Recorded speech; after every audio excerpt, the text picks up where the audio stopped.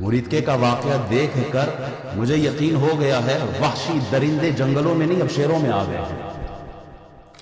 اب درندوں سے ڈر لگتا ہے، نہ حیوانوں سے ڈر لگتا ہے، کیا زمانہ ہے کہ اب انسانوں سے ڈر لگتا ہے۔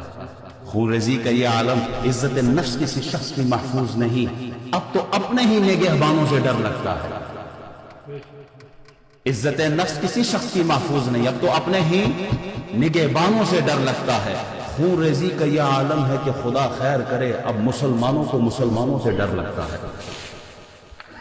دشمن بھی اگر اسلحہ پھینک دے نا تو دشمن کے فوجی کو بھی آپ قتل نہیں کرتے بلکہ اس کو پکڑ کے قید میں لے آتے ہیں۔ ظالموں، یہ تو درود پڑھنے والے لوگ تھے، یہ تو عاشقان رسول تھے، یہ اہل سنت کے لوگ تھے۔ اہل سنت کی پہچان ہی امن ہے۔ اہل سنت کا نظریہ دیکھو، ہم تو چیونٹی کو بھی مارنے کے قائل نہیں ہیں، کسی انسان کا قتل تو بہت دور۔ ظالموں، کس کو خوش کرنے کے لیے تم نے یہ کام کیا؟ کس کے حکم پر یہ کام کیا؟ گولی کیوں چلائی؟ سوال ہے کس کے کہنے پر چلائی ہے؟ کس کو راضی کرنے کے لیے چلائی؟ انڈیا کا بم برسانے والا وہ پائلٹ آپ نے پکڑا ابھی نندن، اسے خیر و عافیت کے ساتھ اپنے بچوں کی طرف بھیج دیا۔ یہاں کون سا ابھی نندن تھا اس جماعت میں؟ اس مارچ میں کون تھا؟ کس کے پاس اسلحہ تھا؟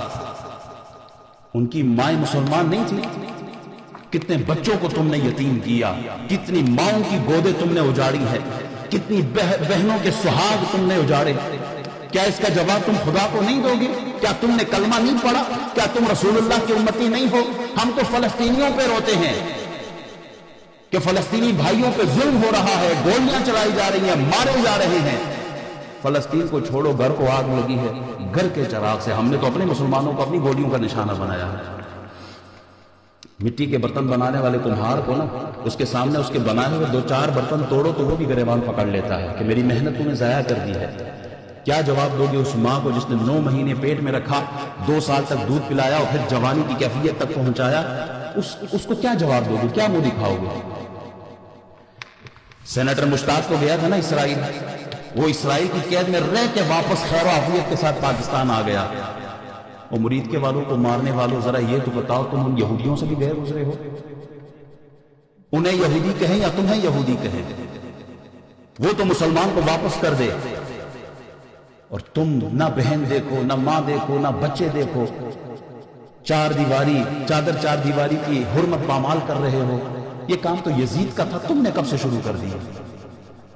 رسول اللہ کے سامنے کافر کی بیٹی آئی، حضور نے اپنی چادر عطا کر دی، اس کے سر پہ رکھوائی ہے۔ کسی نے کہا یہ تو بیٹی ہے، کسی نے کہا کافر کی بیٹی ہے۔ حضور نے فرمایا بیٹی تو ہے نا، چلیا تیری میری کی ہوندی ہے، تی تے تی ہوندی ہے، بیٹیاں تو بیٹیاں ہوتی ہیں۔ کس کا کلمہ پڑھا ہے تم لوگوں نے؟ مساجد کو بند کر کے مسجدوں سے نمازیوں کو روکنا یہ یزیدیوں کا کام تھا۔ تم کس کی صفوں میں جا کے کھڑے ہو گئے ہو؟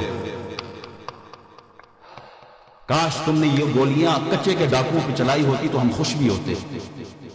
کاش تم نے یہ گولیاں ٹی ٹی پی کے لیے رکھی ہوتی، ہم خوش ہوتے۔ ہم تو یہاں ہر نماز میں ہاتھ اٹھا کے دعا کرتے ہیں، یا اللہ ہماری فورسز کو کامیاب کر، خارجی کتوں کے خلاف جو لڑ رہے ہیں اللہ ہماری فوج کو کامیاب کر، تو دعائیں کرتے ہیں۔